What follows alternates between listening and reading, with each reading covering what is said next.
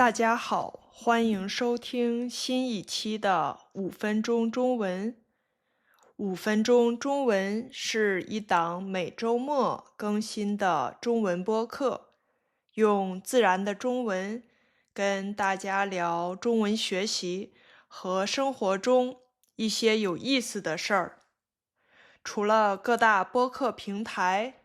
大家也可以在 YouTube 上收听带字幕的5分钟中文，欢迎大家前往收听。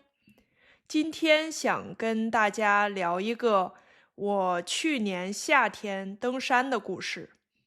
大家可能记得，我去年夏天去日本玩了2个星期，其中在长野县白马村待了1周。在6月12号那天，我按计划去爬唐松岳，那时候还是6月上旬，加上前一年下雪下的比较多，所以山上有很多地方还是被冰雪覆盖着。不过，唐松岳本身不是一座特别难爬的山，我也提前准备了冰爪之类的装备，所以当时觉得问题应该不大。那天我起得很早，一个人坐出租车到山脚，8点坐缆车上山，大约9点左右开始登山。途中休息的时候，我遇到了一对日本登山的情侣，我们聊了几句，发现他们的目标也是唐松岳，于是就结伴同行。这2个人看起来装备很轻便，但却是登山高手。为什么这么说呢？因为他们穿着很普通的登山鞋，但是在非常陡峭的地段却如履平地，而我跟在他们后面爬得心惊胆战，心想，按理说不该这样啊。我查到的资料明明说这是初学者也可以完成的一条路线，但是这个时候我其实已经进退两难了，因为我上山比较早，山上几乎没有什么人，在那个地方停下来或者自己往回走，反而可能更危险，所以我只能硬着头皮继续跟着他们往上爬。后来终于到了一个很大的雪坡下面，面前的雪坡又陡又滑，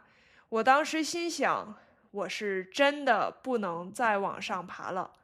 但是这2个人一直鼓励我，那个男生还把他的登山杖借了1根给我，于是我就又跟着他们俩往上爬了一小段，但是我心里越来越怕，觉得必须要停下来了。正好在这个时候，有3个人从上面下山，我就请求说跟他们一起下山，所以就没有继续往上爬。下山的路就容易多了，这也印证了我之前的感觉，那就是那对情侣走的可能并不是一条正常的登山路线。这次正好能遇到那3个下山的人，我觉得挺幸运的，跟他们一起下山，一路上有说有笑，很有意思。回头想这次经历，其实我还是挺后怕的。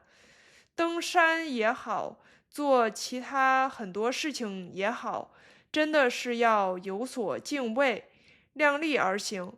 虽然这一次我并不完全是